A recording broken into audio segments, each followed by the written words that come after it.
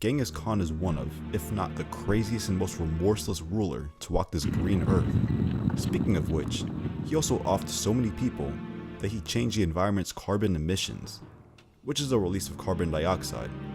But that's not even the tip of the bloody iceberg that is the Mongol Empire and the ruling of Genghis Khan himself. Genghis Khan was born in 1162 as Temujin, which actually means iron or blacksmith. He was not only the founder, but he was also the first great Khan of the Mongol Empire. What he did was unite the nomadic tribes of Mongolia and combine them into an army that conquered a good chunk of Asia.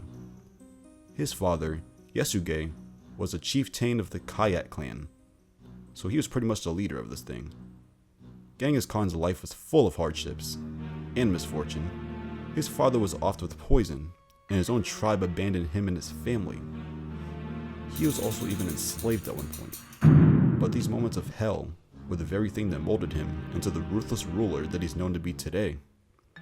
He was also a man with charisma, and with that he had a knack for setting alliances, and had a respectable military status. So with all that, he was slowly, but for sure gaining influence, and he even united the divided Mongol tribes under his leadership. So in 1206, that was when he got his infamous name, Genghis Khan, which means universal ruler.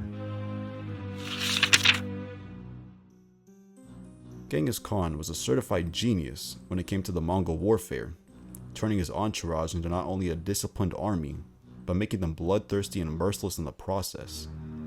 He employed innovative tactics, such as pretend retreats, that would put other armies into more vulnerable positions, and then he would attack them afterwards.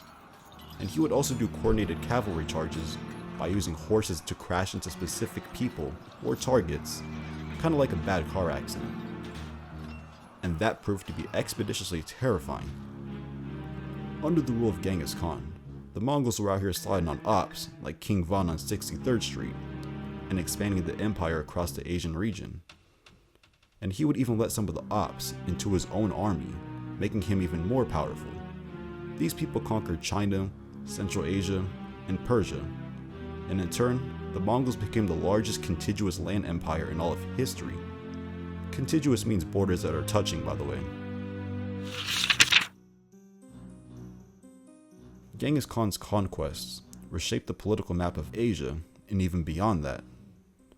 His empire normalized trade and cultural exchange, connecting the East and the West in ways that other people did not at the time. He established a legal code, the Yasa, which promoted order and stability through his vast empire. It emphasized loyalty, discipline, and fairness, even though it also contained harsh punishments. Genghis Khan's actions came with a fair share of controversy, and while he is respected for his military strategies and convincing empires to get along, he's also gotten some backlash for his limitless brutality and destruction that would occur during his missions. But at the same time, I'm sure this dude could care less. He upheld loyalty to the utmost degree though, and he would even reward people who served him well and had non-threatening intentions, regardless of who these people were. Again, he let some of his ops join in. Even they knew that if they tried to screw him over, they themselves would be screwed over tenfold.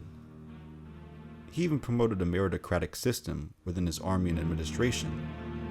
Meritocracy is a political system in which economic goods or political power is given to people based on ability and talent, rather than wealth and social class. This dude's family tree is fucking huge. He is known for a fact to have 4 sons with his wife Borte, who helped shape the Mongol Empire to become what it even became. Dude was out here clapping cheeks like his life depended on it, and had likely had many more kids with many more women, but just not in any documented records. As a matter of fact, studies show that about 16 million men living today are direct descendants of Genghis Khan. This is shown by the Y chromosome, which is passed down from father to son. Studies have showed that about 8% of men in the former Mongol Empire share a Y chromosome that is damn near identical to Genghis Khan's. There are studies that claim that Genghis Khan killed so many people during his missions that he changed the carbon footprint, or carbon emissions, which is the amount of carbon dioxide in an area. After all, we do create carbon dioxide when we breathe. So these forests would regrow due to him offing people, leading to abandoned land that would grow shrubbery. Then the plants in the forest would absorb the carbon dioxide with no people to make more of it, so it just ended up lowering the carbon emissions. It is said that these forests absorbed a total of 700 tons of carbon dioxide. This equals to the amount of carbon dioxide that people produce nowadays from gasoline on an annual basis. So needless to say, this dude was a legitimate headhunter. I hope you enjoyed the video, and I want you to take that subscribe button and just manhandle that shit like Bart Simpson. And I post a lot of other crazy topics on my channel, including my most popular video, a man who gave his own wife HIV, which ended up causing her death, which is a very disgusting topic, and I'll see y'all in the next video.